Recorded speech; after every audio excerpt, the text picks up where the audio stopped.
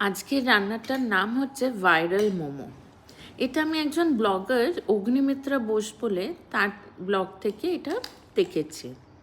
এই রান্নাটা করাটা খুব ইজি, ইভিনিংয়ে স্ন্যাক্সের জন্য একদম পারফেক্ট। প্রথমে একটা চিকেন ব্রেস্ট নিয়ে নিলাম 500 গ্রাম মতো। তারপর সেটাকে ছোট ছোট টুকরো করে মিক্সিতে একদম পেস্ট করে নিলাম। তার সাথে একটু অ্যাড করলাম একদম কুচনো পেঁয়াজ আর রসুন। রসুনের পরিমাণটা একটু বেশি, তার সাথে একটু আদা।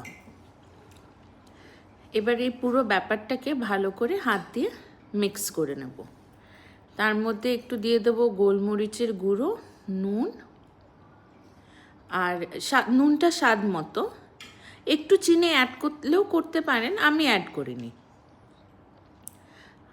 আর দ্যাটস ইট, মশলা বলতে এইটুকুই। তারপর এগুলোকে ভালো করে মিক্স করে নিয়ে গোল গোল করে বড়ার মতো বানিয়ে নেব। তারপর ফ্রিজে একটু যদি ঠান্ডা জল থাকে তাহলে সেটা একটু নিয়ে নেবেন। আমার ছিল না, আমি নর্মাল টেম্পারেচারের জলই রেখেছি। অনেকে গরমে ঠান্ডা জল খায় তো তাই ফ্রিজে থাকে, আমার নেই আর কি। তো একবার করে এখানে ময়দায় আমি ওটাকে ঘোরাচ্ছি, তারপর জলে ডোবাচ্ছি, আবার ময়দায় লাগাচ্ছি। এইভাবে এই স্টেপটাকে 2-3 বার করার পর ওগুলো রেডি হয়ে যাবে।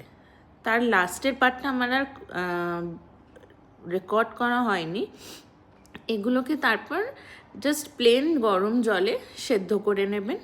কী করে বুঝবেন সেদ্ধ হয়েছে? যখন এগুলো ওপরে ভেসে উঠবে তার মানে এগুলো সেদ্ধ হয়ে গেছে।